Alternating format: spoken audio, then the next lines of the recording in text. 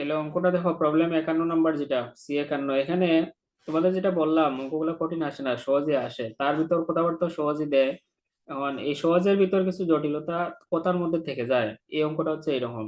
তাহলে আমরা প্রথমে সম্পূর্ণ অঙ্কটা বোঝার চেষ্টা করি। লিখছে দেখো, দ্য ট্রায়াল ব্যালেন্স বিলু বলছে was prepared from ledger Ranga company limited December 31, 2020। তাহলে 2020 ডিসেম্বর 31 যেহেতু, তাহলে আমরা বুঝে নিলাম অঙ্কটা জানুয়ারি থেকে ডিসেম্বর 12 মাসের অঙ্ক। এখন এখানে দেখো অ্যাকাউন্টস টাইটেল, তারপর টাকা, আবার অ্যাকাউন্টস টাইটেল, আবার টাকা, দুই পাশে লেখা আছে। দুই পাশ মানে ওই যে আমি তোমাদের ব্যালেন্স শিট করাই দিই, এখানে অঙ্কটাও সেম ওইরকম। তাহলে প্রথম পাশে দেখো অ্যাকাউন্ট রিসিভেবল, যেটা বোঝো না ওইটা বলবা। অ্যাকাউন্ট রিসিভেবল আমরা জানি কারেন্ট অ্যাসেটে যায়, ক্যাশ ওইটাও কারেন্ট অ্যাসেট।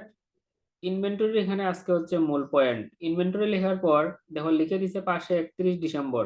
যদি ইনভেন্টরি লিখে কোনো কিছু না লিখে দেয়, আমরা জানি এটা ওপেনিং, আর তারিখ দিয়ে দিলে তো ভালো। এখন এখানে ডিসেম্বর 31 লিখছে, তাহলে তোমরা আমাকে এটা বলো, এটা ওপেনিং নাকি ক্লোজিং হবে? জি, এটা সমাপনী, ক্লোজিং। হ্যাঁ, এটা সমাপনী।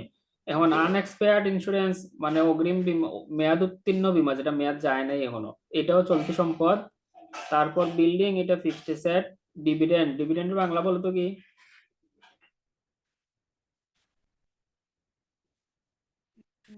ডিভিডেন্ড কি? জানি না স্যার এটা। হ্যাঁ, এটাও জানি না, কি অবস্থা। ডিভিডেন্ড হচ্ছে লভ্যাংশ, বুঝতে পারছি। আচ্ছা, কোন কোম্পানি তার বুঝতে পারছি। কর্মচারী যারা আছে তাদেরকে বেতন, বোনাস, ওই কিছু ছাড়া আরো একটা এক্সট্রা অংশ তাদের মধ্যে বিতরণ করে দেয়। এখন দেয় সময় ওইটা আগের থেকে দেন, আগের থেকে বলে রাখে যে আমি তোমাদের দিব। তার মানে তাদের কাছে কি হয়েছে, দায়বদ্ধ হয়েছে। আর ওই যে দিব বলছে, ওইটা মালিকের জমানো মুনাফার থেকে দেয়। তাহলে বর্তমান যে মুনাফা, সেটা তো আমরা জানি মোট মুনাফা বা নেট মুনাফা, বা গ্রস প্রফিট বা নেট প্রফিট। কিন্তু জমানো যে মুনাফা, সেটাকে বলে রিটেইনড আর্নিং। আমরা ক্যাশ ফ্লোস এর চ্যাপ্টারে পড়ে আসছিলাম, মালিকের সংরক্ষিত মুনাফা। তাহলে এটা যেন এখানে মনে থাকে যে ডিভিডেন্ড কোথা থেকে পরিশোধ করবে, রিটেইন আর্নিং থেকে। সেলস রিটার্ন, ওটা সেলস থেকে বিয়োগ হবে।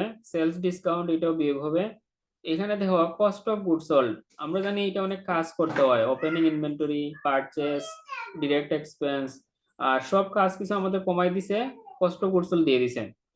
তাহলে আমরা প্রথমে যে সূত্র অ্যাপ্লাই করি, নেট সেলস থেকে কস্ট অফ গুডস আমরা কি করি, বিয়োগ করি। এখানে বিয়োগ করলে আজকে আমাদের গ্রস প্রফিট হয়ে যাবে।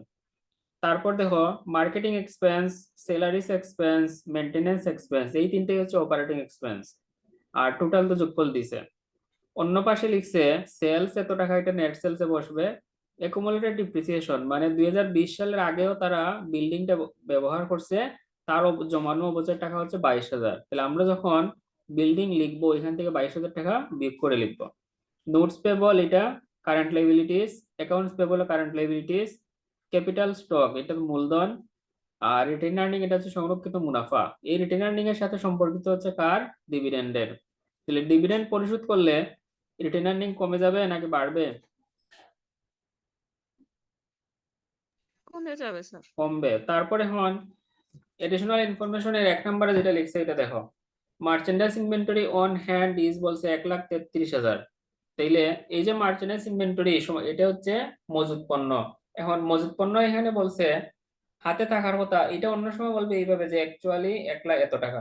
এখন সহজ কথা, তারা এখানে সমাপনী মজুত পণ্য টাকা বলছে 1,33,000, কিন্তু ব্যালেন্স শিটের মধ্যে দেখানো আছে 1,39,000। সেটা কি ঠিক হয়েছে নাকি ভুল হয়েছে? ভুল হয়েছে না, নাকি বুঝো নাই বলো? স্যার এটা হাতে রয়েছে না 1,33,000? এখানে একটু প্রবলেম আছে, এই প্রশ্নটা এইভাবে থাকা উচিত ছিল যে অ্যাকচুয়ালি অন হ্যান্ড, এখানে কোথাও একটা মিসিং আছে শব্দ। Merchandise inventory actually on hand, হাতে যেটা রয়েছে ওইটা থাকে সাপ্লাইজ, ওগুলো অন্য বিষয়। আর এখানে বিষয়টা কিন্তু সমাপনী মজুত পণ্য নিয়ে। তাহলে সমাপনী মজুত পণ্য বছর শেষে রয়ে গেছে কত টাকা, 1,33,000, কিন্তু ব্যালেন্স শিটের মাঝে দেখানো আছে কত, 1,39,000। এটা কি ঠিক দেখাইছে নাকি বেশি দেখাইছে? বেশি দেখাইছে স্যার। তাহলে আমাদের কি করতে হইব, কমাইতে হইব না? জি, এখন আমরা সমাপনী এই মজুত বিষয়টা পণ্য, একটু। হ্যাঁ সমাপনী মজুত পণ্য আমরা কয় জায়গায় লিখি, এক জায়গায় নাকি দুই জায়গায়? দুই জায়গায় স্যার, এক জায়গায় বিয়োগ করতে হয়, এক আর জায়গায় এক হচ্ছে জায়গায় কস্ট সম্পদ। অফ গুডস সোল্ড বিয়োগ হয়, আর কারেন্ট অ্যাসেটে গিয়ে যোগ হয়।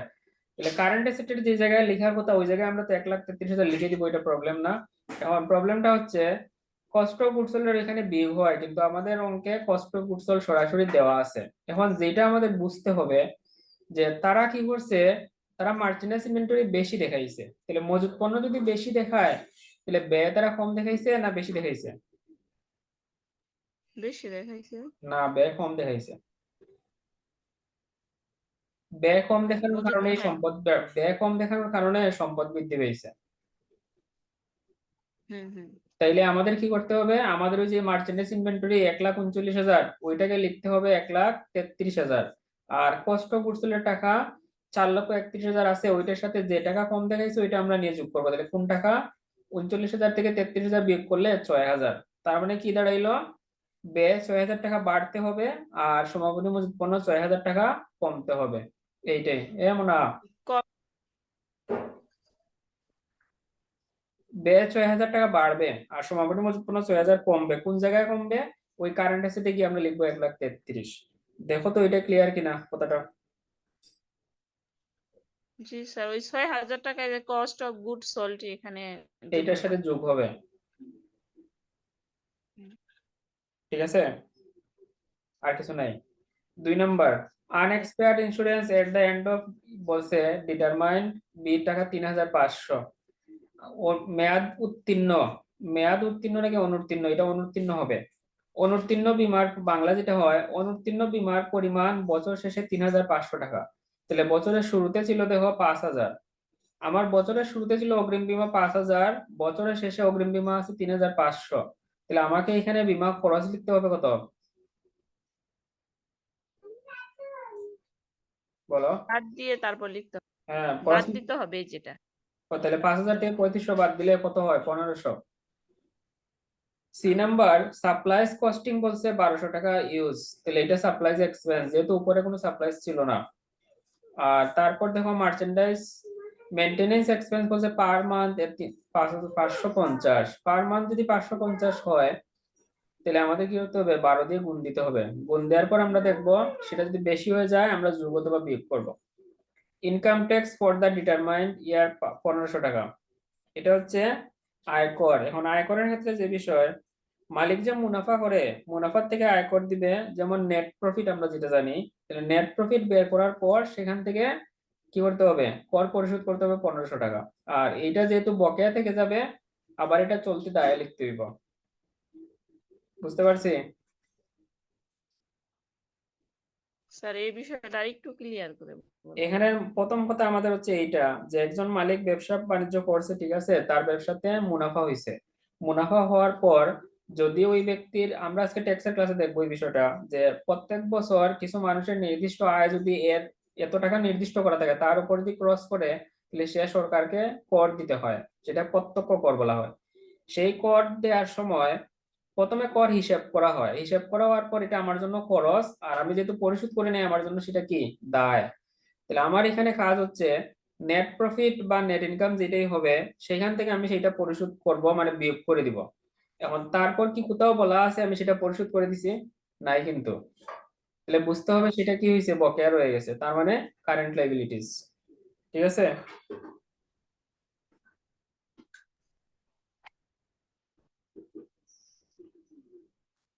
এখন আমরা দেখি, শুরু করি অঙ্কটা, এটা করে দিই।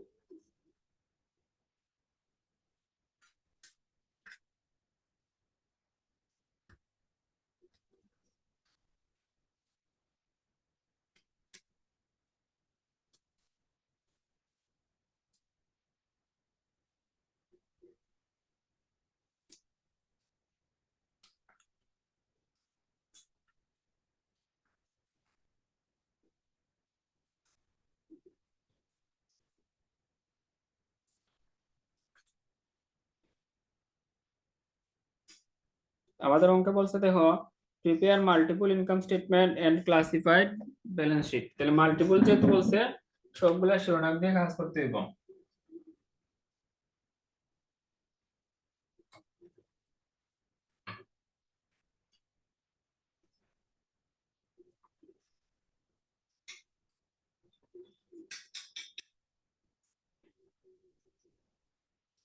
আমরা প্রথমে লিখবো কি সেলস। সেলস এর সাথে কি আছে মনে আছে? প্রশ্ন পড়ার সময় মনে রাখতে পারলে কিন্তু ভালো। সেলস এর সাথে দুইটা কাজ আছে। সেলস এর টাকা দেখো 6,60,000, তাহলে এখানে লিখলাম আমরা 6,60,000 মাইনাস হচ্ছে sales return return sales discount.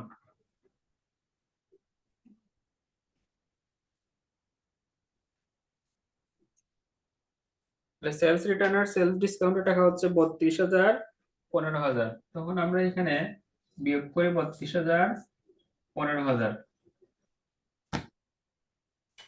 6,60,000 বিয়োগ 32,000, তাহলে এখানে 6,13,000।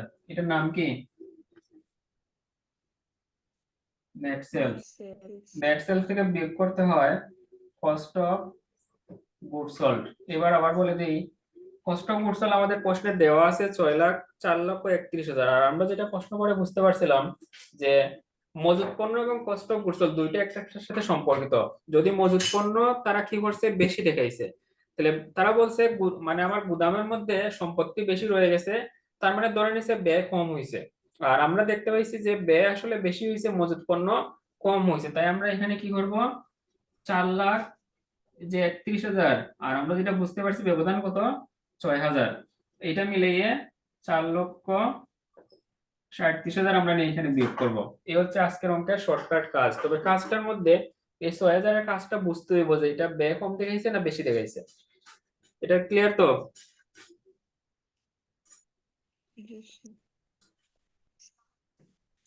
তাহলে 4,00,000 উপরে দেখো 6,13,000 বিয়োগ করে দিলে 1,76,000। এটা কি গ্রস প্রফিট নাকি net profit? Net profit, gross না, এটা profit. Gross profit. Net profit একদম শেষে। এটা মোট মুনাফা। তারপর আমরা লিখবো অপারেটিং এক্সপেন্স। অপারেটিং এক্সপেন্স লেখার সময় আমাদের এখানে দেখো কিছু জিনিস দেওয়া ছিল, marketing expense, salaries expense, maintenance. তাহলে আমরা লিখি মার্কেটিং।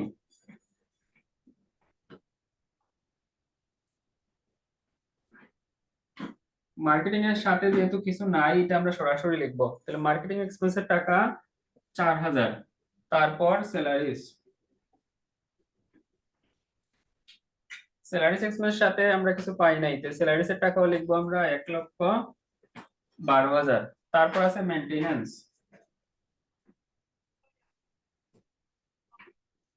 মেইনটেনেন্স এর সাথে কাজ আছে, কাজটা আমাদের আগে হিসেব করতে হবে। কিভাবে দেখো, মেইনটেনেন্স এর টাকা হচ্ছে, তারা বলছে যে সমন্বয় বলছে গিয়ে প্রতি মাসে 550। তাহলে 550, আর আমাদের অঙ্কটা যেহেতু 1 বছরের, তাহলে আমরা 12 দিয়ে গুণ দিলাম, সেটা হয়ে যায় 6,600। এখন 6,600 জায়গায় আমাদের অঙ্কে দেওয়া আছে 6,000, তাহলে তারা লিখে নেয় যেটা সেটা হচ্ছে মেইনটেনেন্স, আমরা লিখবো বকেয়া। তার মানে কি, মেইনটেনেন্স কি লিখবো আমরা, পেবল। দেওয়া ছিল 6,000, আরো বকেয়া আছে 600, দুইটা মিলিয়ে আমরা লিখবো 6,600। স্যার, যে মেইনটেনেন্স এর অর্থ কি? এটা রক্ষণাবেক্ষণ, মেরামত রক্ষণাবেক্ষণ। ইন্স্যুরেন্স এক্সপেন্স আমরা আলোচনা করছিলাম মনে আছে, ছিল 5,000, তারা বলছে বছর শেষে আছে 3,500, তাহলে খরচ হয়ে গেছে কত, 1,500। আরেকটা আছে দেখো সাপ্লাইজ। অফিস সাপ্লাইজ আমাদের অঙ্কে দেওয়া আছে 5,000 নাকি 2,000? অফিস সাপ্লাইজ দেওয়া আছে 2,000, দেখো তো।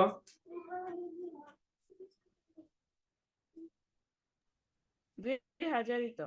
হ্যাঁ, অফিস সাপ্লাইজ দেওয়া আছে 2,000। আর নিচে তারা কি বলছে, সমন্বয় কি লিখছে দেখো, সমন্বয় লিখছে সাপ্লাইজ সাপ্লাই কস্টিং 1200 টাকা ইউজ, মানে 1200 টাকা তারা ব্যবহার করছে। তাহলে সম্পদ ছিল 2000, খরচ হয়েছে 1200, আমরা লিখলাম এই 1200 টাকা। এখন আমরা ইন্স্যুরেন্স লিখলাম, সাপ্লাইজ লিখলাম, মেইনটেনেন্স সবকিছু লিখছি। উপরে এক্সপেন্স ছিল 3টে, ওই 3টাও লিখছি। তাহলে এখানে আর কিছু বাকি নাই, আমরা হিসাব করে নেই। 4000 প্লাস 1,12,000 প্লাস 6,600, 1500, 1200, এইটুকু হিসাব করলে 1,25,300। এটা হচ্ছে অপারেটিং এক্সপেন্স। তাহলে গ্রস প্রফিট থেকে অপারেটিং এক্সপেন্স বিয়োগ করব। 1,76,000 থেকে এটা বিয়োগ করে দিলে 50,700। এখন বিষয়টা হচ্ছে মালিকের মোট মুনাফা ছিল 1,76,000, সেটা মালিক বাড়িতে নিয়ে যেতে পারবে না, তার আরো কিছু খরচ আছে। এই খরচগুলোর যোগফল হচ্ছে 1,25,300। তাহলে এটা মোট মুনাফা, এটা হচ্ছে নেট মুনাফা, যার নাম হবে নেট প্রফিট। এখন এই নেট প্রফিট থেকে আরো একটা খরচ মালিকের অবশিষ্ট থাকে, সেটা হচ্ছে যদি ইনকাম ট্যাক্স থাকে। আমাদের আজকের অঙ্কে ইনকাম ট্যাক্স আছে।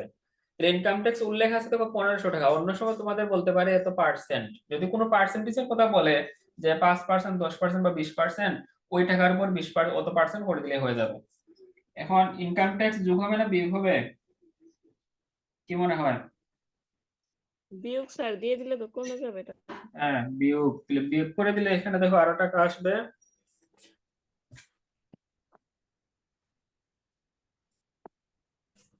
50,700 বিয়োগ 1500, এখানে হয়ে গেল 49,200। এটা ক্লোজ। এই নেট প্রফিট সম্পূর্ণ মালিকের, এখান থেকে আর কোনো খরচ অবশিষ্ট নাই।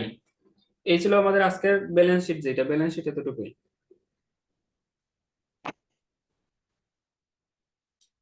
প্রশ্নে 1 নম্বরে বলছিল ক্লাসিফাইড ইনকাম স্টেট, আর 2 নম্বরে বলছে balance sheet at the same date. কেউ কি লিখতেছো না মুছে দিব?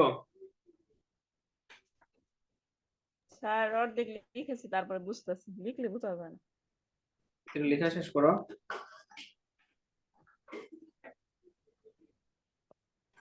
না স্যার অনেক একটু লেখা দেরি হয়ে যাবে না। মিতু গ্রোস কি, প্রফিট মিতু কি করে?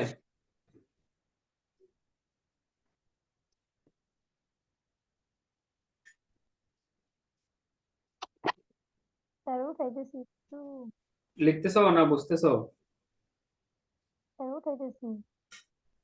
হুম, সীমা লিখে নাও, 1-2 মিনিট লাগবে, লিখে নাও। আচ্ছা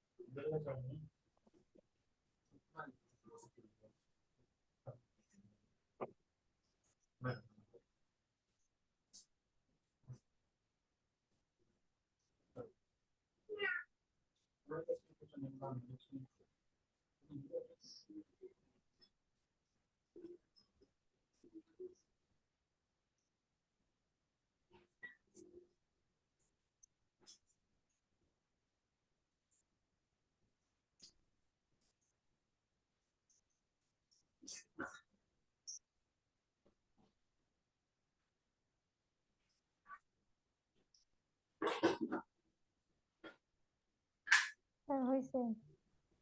ওঠানো হয়েছে? জি স্যার।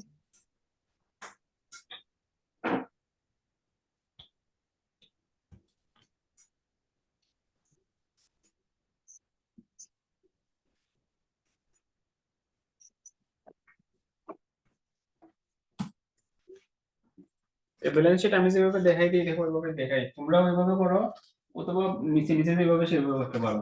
একই কথা, শুধু নিচের দিকে বা সাইডের দিকে।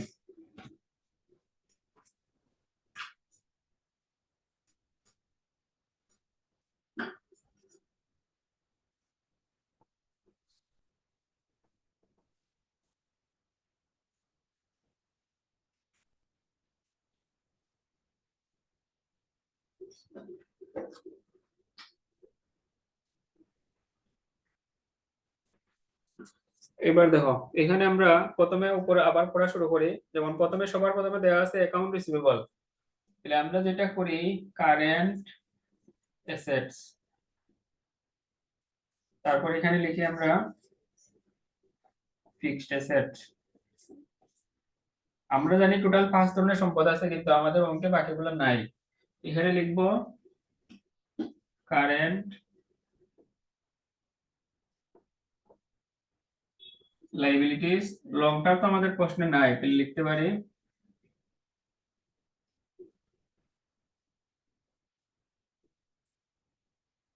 Owners equity. এখন প্রথমে আছে অ্যাকাউন্ট রিসিভেবল, আমরা লিখবো এখানে অ্যাকাউন্ট রিসিভেবল, তার সাথে কোনো কিছু যেহেতু নাই তাহলে টাকা লিখলাম ৭৫,০০০। তারপর দেখো ক্যাশ, এটা আমরা এখানে লিখবো ক্যাশ, ক্যাশের টাকা হচ্ছে ২১,০০০। যেখানে বুঝো না প্রশ্ন হইল। এখন মার্চেন্ডাইজ ইনভেন্টরি, এটা কি ১,৩৯,০০০ লিখবো না ৩৩? 33। হ্যাঁ, এটা ১,৩৩,০০০। তারপর আছে আনএক্সপায়ার্ড ইন্স্যুরেন্স, এটা আমরা লিখবো, তবে এখানে লিখবো টাকা ৩,৫০০। আনএক্সপায়ার্ড ইন্স্যুরেন্স, তারা বলছে বছর শেষে ৩,৫০০ টাকা বাকি আছে। Office supplies,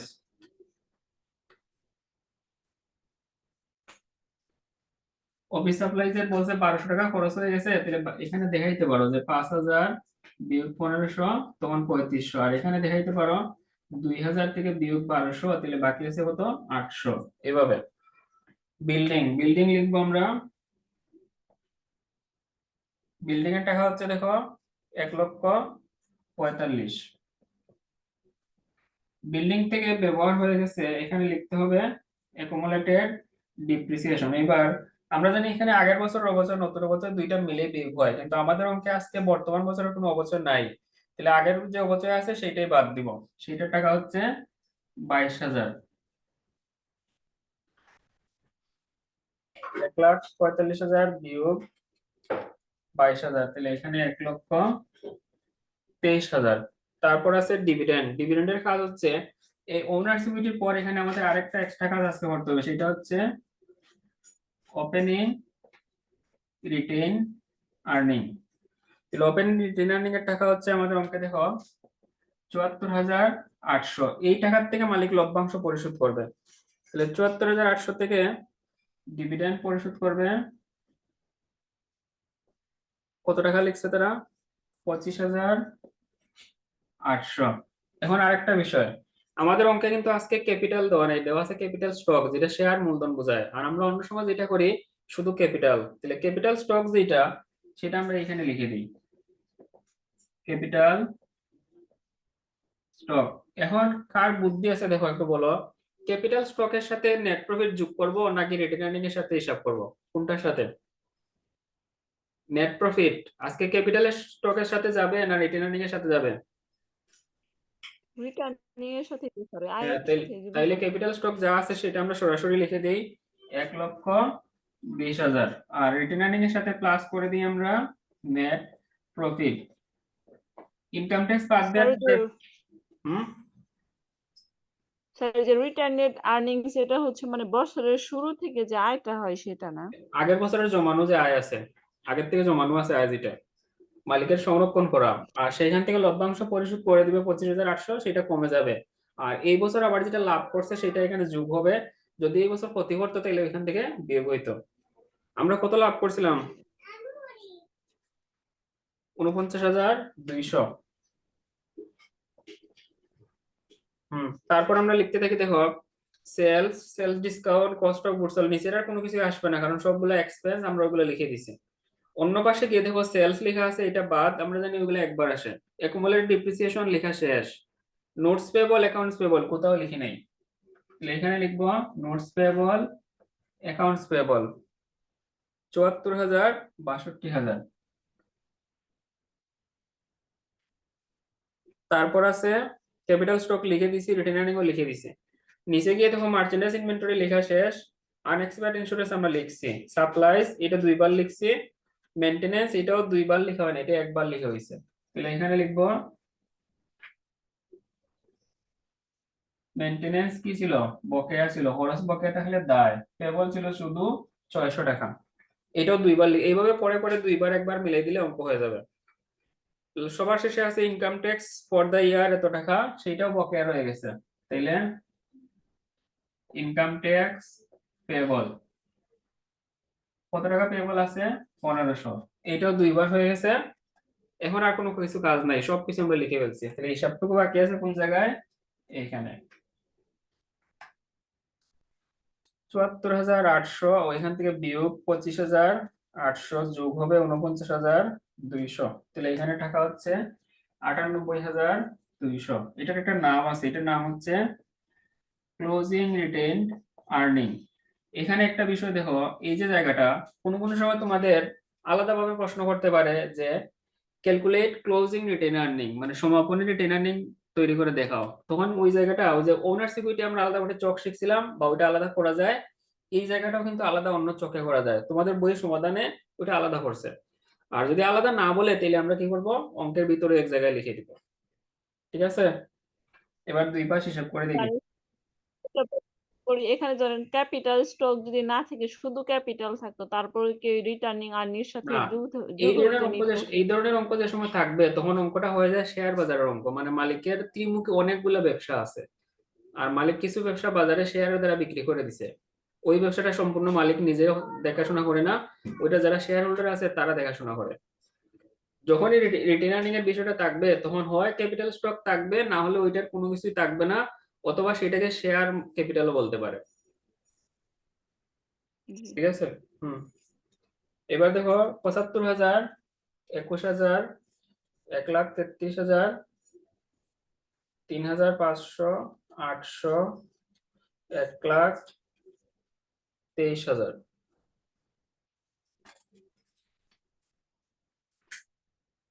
3,56,300। ওই পাশে হচ্ছে 74,000, 62,600, 1,500, 1,20,000, 98,200, 3,56,300। এই অঙ্কটা করে দেওয়ার উদ্দেশ্য ছিল দুইটা, একটা হচ্ছে ইনকাম ট্যাক্স থাকলে কিভাবে কাজ করতে হয়, আবার রিটেন আর্নিং, আর একটা হচ্ছে ক্লোজিং স্টক, মানে ক্লোজিং স্টক যেটা সমাপনী মজুত পণ্য, মার্চেন্ডাইজ ইনভেন্টরি, ওইটা যদি তারা আজকে যেভাবে দিয়ে দিছে ঘুরে দিয়ে দেয় তাহলে আমাদের কাজ কিভাবে করতে হবে। এখন আজকে আবার দেখে তোমাদের দুইটা বা তিনটা অঙ্ক দিয়ে দিব, ওইগুলা পর্যন্ত হচ্ছে ব্যালেন্স শিট, এগুলোই করলেই হবে, আর কিছু করা লাগবে না। শুধু সমন্বয় গুলা যেভাবে বুঝাই দিই যে বকেয়া বা অগ্রিম কোন জায়গায় লিখতে হয়, কিভাবে লিখতে হয়, ওইগুলো একটু ভালো করে প্র্যাকটিস করো। সমস্যা যদি হয় তাহলে বলবা। তোমাদের আজ পর্যন্ত কারো কোনো সমস্যা আমি পাইনি, শুধু নাদিম একবার বলছিল ওই জায়গায় কি যেন বুঝে নেই। তোমরা তো অঙ্কই করো না, সমস্যা থাকবে কিভাবে? এখন বড় আরেকটা চ্যাপ্টার বাকি আছে তোমাদের, সেটার নাম হচ্ছে পার্টনারশিপ, অংশীদারি। এইচএসসি থেকে কমার্স ছিল, এইচএসসি আমি স্যার হিসাব বিজ্ঞান দ্বিতীয় পত্রে অংশীদারি ছিল, মনে আছে কিছু? শুধু নাম টাম গুলো মনে আছে? তার অঙ্কে গেলে বুঝতে পারবো। না, অঙ্ক মনে রাখা দরকার নাই, শুধু মনে আছে কিনা এইটা যে অংশীদারি নামে কোনো কিছু ছিল, মনে হয় সেইটাও মনে হয়। আচ্ছা, ওইটা নিয়ে আমরা মনে পরে নাই আগামী স্যার এই আগামী ক্লাসে বা অন্য সময় বলবো না, শুধু বলে দিলাম যে আমাদের একটা চ্যাপ্টার বাকি আছে, সেটা অংশীদারি। চ্যাপ্টারটা বড়, আর যদি আয়ত্তে নিয়ে আসতে পারো তাহলে সহজ হবে। ওইখানে চকটক কিছু শিখতে হবে না, ওটা বুঝাই দিলে বুঝতে পারবা। আর শুধু যেটা কাজ করতে হবে, 64টা জাবেদা আছে, বুঝে বুঝে জাবেদা গুলো লিখতে হয়, ওই 64টাই জাবেদা হয়। তবে ঝামেলার যেটা বিষয়, ওই জাবেদা গুলা কোনো সময় তারা বলে দিবে না যে তোমাদের ওইগুলার জাবেদা দাও। তারা তোমাদের সামনে একটা প্রশ্ন দিয়ে দিবে আর বলবে নেসেসারি জার্নাল, মানে ওইখান থেকে যা প্রয়োজন। এখন তোমার সারা প্রশ্ন পড়ে খুঁজে খুঁজে বের করতে হবে কোনটার টাকা বাড়ছে, কোনটার টাকা কমছে, এখানে কি কি ঘটনা ঘটছে, অংশীদার কি ব্যবসায় আসছে নাকি অংশীদার ব্যবসা থেকে চলে গেছে, এগুলো। তাহলে ঠিক আছে, ওইটা আলোচনা আমরা পরে করব। এখন ট্যাক্সেশনের যে বিষয়, একটা এসএমএস লিখে দিছিলাম বড় করে, ওইটা পড়ছো?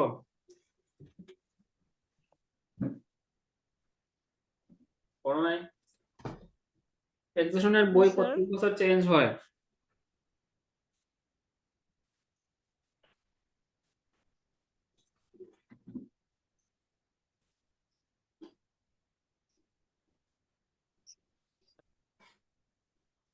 বাংলাদেশের কর বিধি যেটা, এখানে আমরা যে 4-5টা অধ্যায় করছি ওইগুলো ছিল ছোট ছোট বা বড়, ঠিক আছে, যে কোনো এক জায়গায় অঙ্ক আসে, কিন্তু এখন যেটা তোমাদের ছবি দিয়ে রাখছিলাম, যে কালকে কিছু ছবি দিছিলাম, আগে ছিল অধ্যায়ের নাম বেতন খাতে আয়, এখন ওটার নাম দিছে চাকরি খাতে আয়। পরে রাখছো, বলছিলাম পারলে অঙ্কগুলো খাতায় লিখে রাখার জন্য। মনে হয় না কেউ লিখছো? কেউ কি লিখছো? স্যার 3 দিন ছিলাম বোনের বাড়ি, আজকে আসলাম। হ্যাঁ, বোনের বাড়ি ছিলাম এই 3 দিন যাবত। ভালো ভালো। ভাবছিলাম একদিনের জন্য। এখন ওইটাতে প্রবলেম আছে, প্রথমে কিছু বলে নেই আলোচনা, ওইখানে প্রবলেমটা হচ্ছে ওই যে বললাম বইটা চেঞ্জ হয়, যেমন তোমাদের ব্যতিক্রমে যেটা আছে সেটা বইটা বের হয়েছে কিন্তু ব্যতিক্রমটা 2023-এর শুরুতে। আর ট্যাক্সেশন চেঞ্জ হয়েছে বাজেটের সাথে সাথে, আর বাজেটের সাথে পরিবর্তন হওয়ার পর বই তো কোম্পানির সাথে সাথে বের করে না। নতুন বই কোম্পানি বের করছে 2024-এর জানুয়ারিতে। আর পরবর্তী যে ব্যতিক্রমের সাজেশন এটা এখনো এখনো আসে নাই, এখনো আসবে হয়তো। ফার্স্ট ইয়ার থেকে যারা সেকেন্ড ইয়ারে, মাত্র ফার্স্ট ইয়ারের পরীক্ষা হয়তো কিছুদিন আগে গেল, তারা যখন সেকেন্ড ইয়ারে উঠবে তখন আসবে। তার মানে তোমাদের বইয়ে যেইভাবে সমাধান করা আছে ওইভাবে এই চ্যাপ্টারটা সমাধান করা যাবে না। এটা তোমরা, যে আমি কয়েকটা অঙ্কের ছবি দিছি সমাধানের সাথে তোমাদের বই মিলাই দিলেই বুঝতে পারবা। টোটালি এটা চেঞ্জ করে দিছে, নামও বদলাই দিছে। নাম আগে ছিল বেতন খাতে আয়, এখন করছে চাকরি খাতে আয়।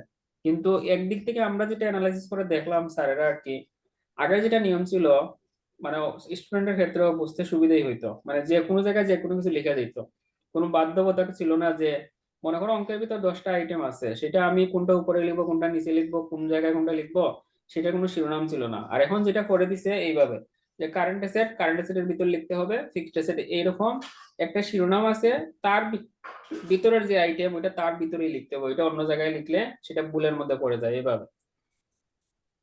আর এই চ্যাপ্টার করলে আমাদের বইটাও শেষ হবে। আর এই চ্যাপ্টারের ভিতর তোমরা শিখতে পারবা যে ফিউচারে সরকারি চাকরি হোক বেসরকারি চাকরি হোক, চাকরি করলে বেতন যে আসে সেই বেতনটা, বেতনের স্কেল নাম শুনছো তো? জি স্যার। সেইটা সম্পর্কে কোনো ধারণা আছে, মানে সেইটা কি, স্কেলটা কি হইতে পারে? না স্যার। সেটা কি ওই যে আমরা খাতার উল্টা নিয়ে স্কেল, নাকি বেতনের পরিমাণ? কি মনে হয়? পরিমাণ স্যার।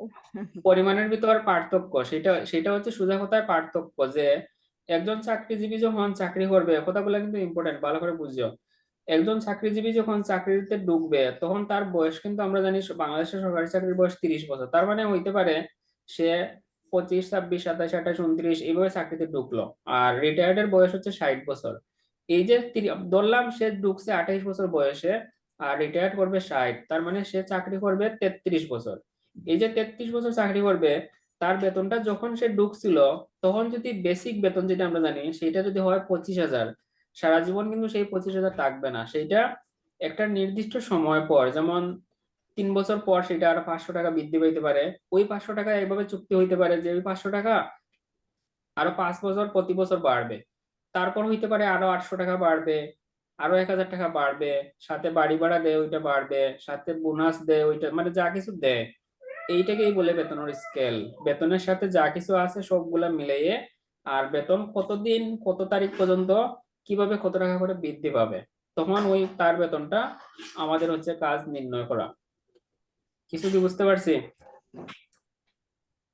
Yes, sir. এবার এই চ্যাপ্টার পুরোটাই তো করতে হবে ছবি দেখে দেখে। কয়েকটা অঙ্কের ছবি দিছিলাম আর একটা চার্টও দিছিলাম। প্রথমে 186 পৃষ্ঠা একটা চার্ট দেওয়া ছিল, ওইটা বের করো। পেজ নাম্বার 186 একটা চার্ট চক দেওয়া ছিল, সরকারি বেতন আদেশভুক্ত লেখা আছে, দেখো তফসিল 1। পেয়েছি স্যার। তাইছো? জি স্যার। তাহলে সরকারি যে অঙ্কটা আছে এটা আমরা আগে কমপ্লিট করি, তারপর বেসরকারিদের অঙ্ক দেখবো। সরকারি অঙ্ক সহজ, সবকিছু বের করে দিলেই হয়ে যায়।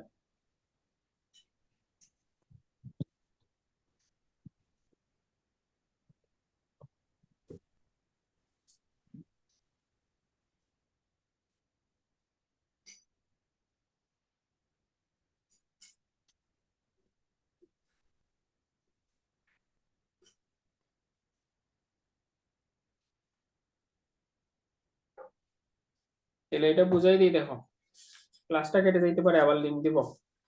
এখন আমরা যে চকটা এখানে দেখবো এটা হচ্ছে সরকারি চাকরি যারা করে তাদের ক্ষেত্রে। আর সরকারি চাকরি করলে দেখো আমাদের এখানে প্রথমে বিবরণ আর 3টা টাকার ঘর। তাহলে এটা আগে বুঝতে হবে চকের মধ্যে ঘর বানাবো কয়টা।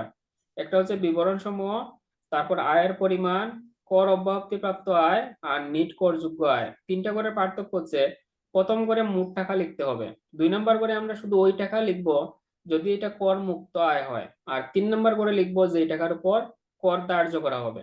3টা করের বিষয় বুঝতে পারছি। প্রথম করে টোটাল টাকা, 2 নম্বর করে যে টাকার উপর কর ধরা হবে, আর 2 নম্বর করে হচ্ছে কর যে টাকার উপর ধরা হবে না।